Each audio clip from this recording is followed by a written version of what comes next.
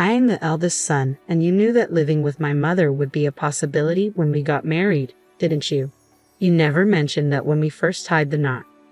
My husband Robert had moved in with my mother-in-law earlier than his sister, and after selling his family home, he left me with the sole responsibility of taking care of her. I'm a stay-at-home wife, and he must have planned this for a long time. My name is Laura, and I'm a 46-year-old housewife. Robert is 44 and works for a decent company as a subsection manager, often boasting about his Ivy League education. We have 2 sons, making us a family of 4. But now, with our youngest son having graduated from college this summer and moved out, my husband has started acting on his own. We're going to take in my mom soon, he declared. Hearing this for the first time, I was shocked. My mother-in-law lost her husband, my father-in-law, last year. Considering they did everything together, I had been concerned about how deeply this loss must have affected her. But living together suddenly, anyone would be surprised. Robert implied that I had plenty of time since I'm a stay-at-home wife. He instructed me to visit my mother-in-law every day and talk to her. I argued that daily visits might exhaust her, but Robert's aim was clear. He wanted us to get along through frequent visits, making it easier for him to implement his plan of us living together. My mother-in-law's house is a stylish, standalone home built by my late father-in-law in a popular suburban area of Chicago. If put up for sale, there would certainly be many buyers willing to pay a great price. Robert had his eyes on this house. By living with my mother-in-law, he wanted to gain the right to do whatever he pleased with it. A few days later, Robert came home looking irritated. Apparently, his sister had contacted him. "You have been visiting my mom, haven't you?" he said, roughly throwing his coat at me. "Yes, about once every 3 or 4 days," I replied, hanging his carelessly thrown coat on a hanger. "My sister visited Mom today for the first time in a while," Robert said, his tone sharp. "She said the entire house was a mess from the kitchen to the bathroom. You have been cleaning up over there, haven't you?" I was irritated by his insinuation that I might be lounging around and snacking while visiting my mother-in-law. "Of course I've been helping with the chores and shopping. I've even organized the fridge before leaving," I said, trying to keep my composure. Robert laughed scornfully. "Well, I guess this is the most I can expect from a housewife," he said, glancing around the living room. It hadn't been long since our youngest son moved out, so the room wasn't spotless, but it was far from being messy enough to disrupt our daily lives. Robert has a nasty habit of nagging me about being a full-time housewife whenever he's in a bad mood. He always picks on the smallest things. If I stay silent, he assumes he's won the argument and his mood improves as he believes he's triumphant. I often wonder if belittling me is really that satisfying for him. When he comes home tired from work, he demands, "Get my dinner out on the table already." Seriously, can't you do anything without me telling you? This was typical of Robert, always trying to assert his dominance. One day, I received a call from my sister-in-law. She had apparently had a conversation with Robert and told me, "Robert insists that if he moves in with Mom, he should be able to sell the house and keep all the money for himself." "Laura, are you planning to move in?" She offered to take our mother-in-law, and if I had any hesitations about living with her, I told her we had just started discussing the possibility recently. She responded as if she had her own schemes in mind. "So it's not confirmed yet then," and hung up. When I told Robert about this conversation, he became furious. "Why did you reveal our plans without asking me?" he barked. I replied, "This is about discussing our mother's future, isn't it? You make it sound like a property dispute." He gave me a scornful look and sneered, "I really hate dealing with idiots who can't think straight." This is the real dynamic of our relationship. Robert belittles me for being a housewife and a high school graduate, always trying to make me submit to him. When we got married, I was drawn to his confidence and reliability, but those traits have morphed into what I loathe about him. What's worse, he occasionally boasts about marrying an older woman, mocking me for being 2 years older and not having a college degree. He pushed me into being a housewife, claiming no one would want to hire a high school graduate. Ever since our children moved out, I've been feeling more and more stress about my interactions with Robert. To be honest, I feel like I've reached my limit with this marriage. Robert, oblivious to my feelings, likely wants to move in with his mother as soon as possible, probably aiming to pocket all the money from selling her house. He doesn't seem to consider how his parents might feel about their home being sold or the memories they've built there. Amid these conflicting family interests, I encountered a shocking reality. It began with a call from my mother-in-law, who had sprained her ankle. She said her room was a mess and needed help cleaning it up. Although several days had passed since my sister-in-law's last visit, I figured that's what she was talking about the other day, so I responded lightly, "Sure, I'll come over." It didn't seem like she had informed Robert, but she assured me I didn't need to let him know either. So I visited her the following day with a light heart. I rang my mother-in-law's doorbell and heard her shout, "It's open," from the yard. I turned the knob and stepped inside. An unpleasant odor was immediately noticeable. Dust had accumulated in the corners of the corridor, and towels and discarded socks were scattered around. The stench grew stronger as I entered the living room, where a stack of cushions was piled on the sofa. "Mom, are you here?" I murmured, wondering if she had gone somewhere. Then I heard, "I'm here," and followed the voice. I found my mother-in-law buried in the cushions on the couch, which seemed to be adjusted for comfort. The cushions were piled so high that I hadn't noticed her at first. "Excuse me, Mom, are you all right?" I called out as I approached her. The peculiar smell grew stronger. Trying not to gag from the smell, I searched for its source. "I'm okay. I just piled up the cushions because it's comfortable." She laughed heartily. I realized the source of the smell was my mother-in-law herself. With all my might, I tried not to pinch my nose and asked, "How's your leg? Were you unable to bathe because it was inconvenient?" She replied, Yes, about that. I healed quickly, but after a few days of not bathing due to the pain, I couldn't be bothered to take a shower." "Do I smell?" I refrained from answering directly and said, "I will clean up," then proceeded to open all the windows in the house. My mother-in-law certainly needed a thorough bath. Thinking this, I headed to the bathroom. The bathtub was filled with some water and left as is, with a lid half submerged. Soap scraps and towels were muddy in the wash basin, and the mirror was foggy and dirty. I couldn't remember the last time it had been cleaned. I wondered if my sister-in-law hadn't visited recently. How could this place be neglected for so long? For now, I cleaned the bathroom, filled the tub with fresh water, added some lemon bath salts for fragrance, and told my mother-in-law, "I've just cleaned the bathroom and prepared a bath for you. Please take a bath first. Meanwhile, I'll air out these cushions." The kitchen was in an appalling state, but the rest of the rooms only had a few layers of accumulated dust. The kitchen, however, looked as though roaches might be lurking around. Bracing myself, I cleaned it until it was spotless. "That was refreshing," my mother-in-law said as she returned to the living room. Her cheeks flushed like a boiled lobster, glowing from having days of built-up grime washed off.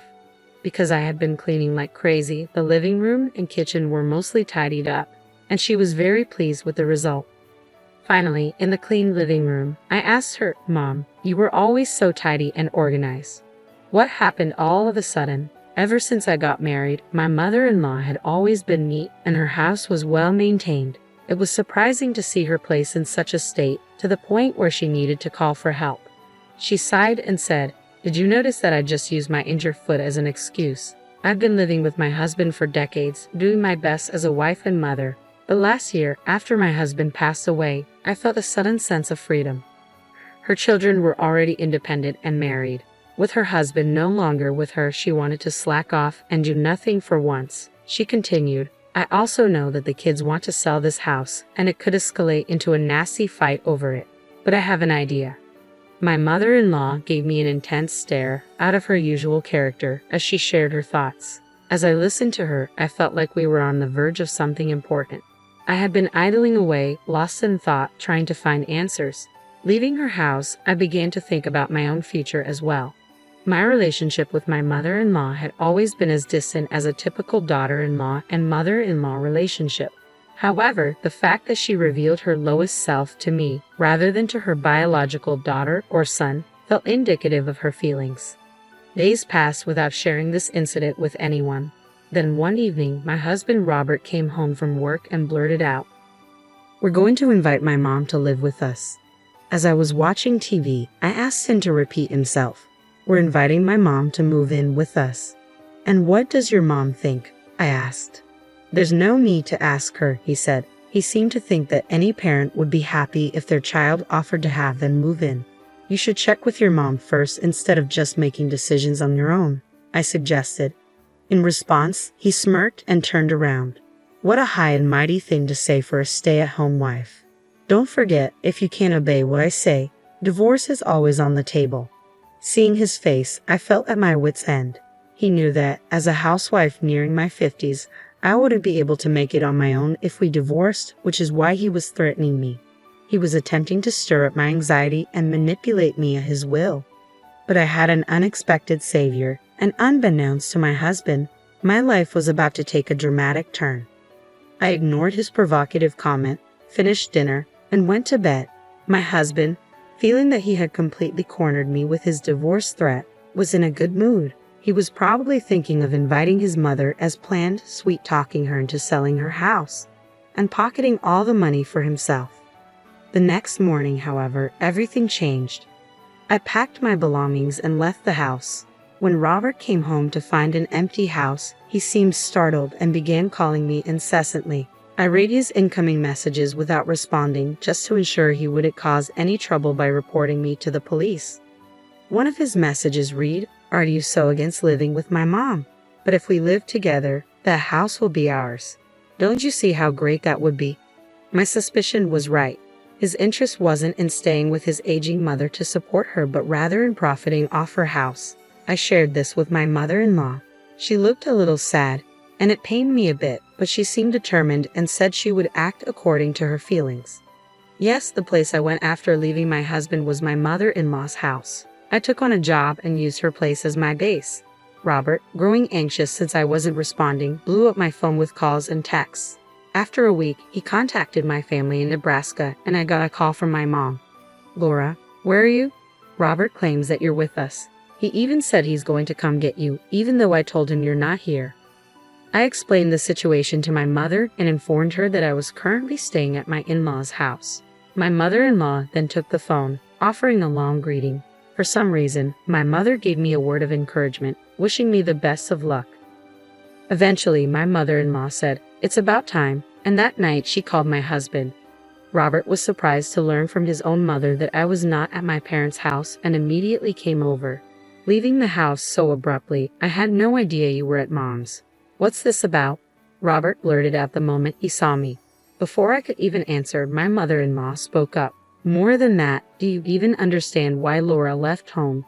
Taken aback by her sudden question, Robert awkwardly replied, "Well, that was because I said I wanted to invite Mom over. Because she didn't want to live with you, right? Why would I be here if I didn't want to live with my mother-in-law? Ever thought about that? You see, it wasn't the idea of moving in with her that I disliked. What I hated was you making selfish decisions without considering others' feelings."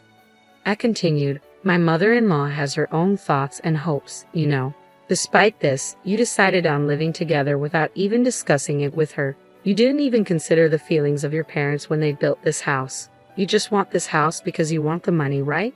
Robert clenched his fists and hardened his body, looking down as he listened to our conversation. My mother-in-law continued after me, "What do you really need this house for, Robert? Or is it Laura? If you don't change, you'll lose both. Why don't you cool down for a while and rethink everything?" Hearing this from his own mother, Robert, who had been quietly listening, suddenly kneeled to the ground in front of us. I was taken aback and asked, "What's this about?"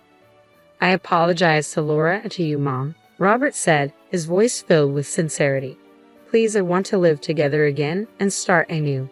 Raising his head from his bow, Robert continued, "Mom, will you live with us?" As Robert bowed down again, I looked at my mother-in-law, and we shared a knowing smirk. After that, I resumed my life with Robert, but this time, I wasn't a stay-at-home wife anymore. My mother-in-law told her friends about how I deep-cleaned her room, transforming it from a mess from the time she spent lazing around into a sparkling space in just a couple of hours. I continued, "My mother-in-law has her own thoughts and hopes, you know. Despite this, you decided on living together without even discussing it with her. You didn't even consider the feelings of your parents when they built this house. You just want this house because you want the money, right?" Robert clenched his fists and hardened his body, looking down as he listened to our conversation. My mother-in-law continued after me, "What do you really need this house for, Robert? Or is it, Laura? If you don't change, you'll lose both. Why don't you cool down for a while and rethink everything? Hearing this from his own mother, Robert, who had been quietly listening, suddenly kneeled to the ground in front of us. I was taken aback and asked, "What's this about?" "I apologize to Laura and to you, Mom," Robert said, his voice filled with sincerity. "Please, I want to live together again and start anew." Raising his head from his bow, Robert continued, "Mom, will you live with us?" As Robert bowed down again, I looked at my mother-in-law and we shared a knowing smirk. After that, I resumed my life with Robert, but this time, I wasn't a stay-at-home wife anymore. My mother-in-law told her friends about how I deep-cleaned her room, transforming it from a mess from the time she spent lazing around into a sparkling space in just a couple of hours.